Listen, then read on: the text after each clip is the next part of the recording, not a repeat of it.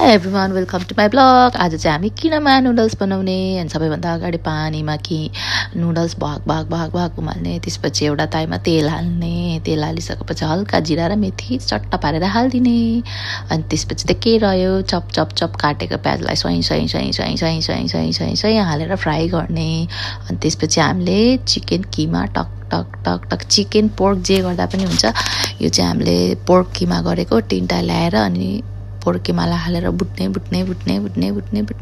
यस्तो हुन्छ। यस्तो भइसकेपछि हामीले टक्क पारेर टमाटर हाल्ने। टमाटर चाहिँ क्यानको टमाटर मिठो हुन्छ, सो क्यानको टमाटर हाल्यो, मेरो साथी लिनाले। अनि हल्का ब्ल्याक सस हाल्ने, हालेर एकछिन फ्राई गर्ने। अनि त्यसपछि भाग उम्लिनु छोडिदिने, अनि हल्का पानी सुक्छ अनि रेडी भयो किमा। त्यसपछि एक साइडमा प्याज र खोर्सानी काट्ने, चट पारेर, अनि एक ठाउँमा मसिनो काटेको लसुन अनि चिल्ली फ्लेक्स हाल्ने, त्यसमा हल्का टिम्बुर पनि एड गरिदिने। अनि त्यसपछि त रेडी हुन्छ हाम्रो चिल्ली ओयल।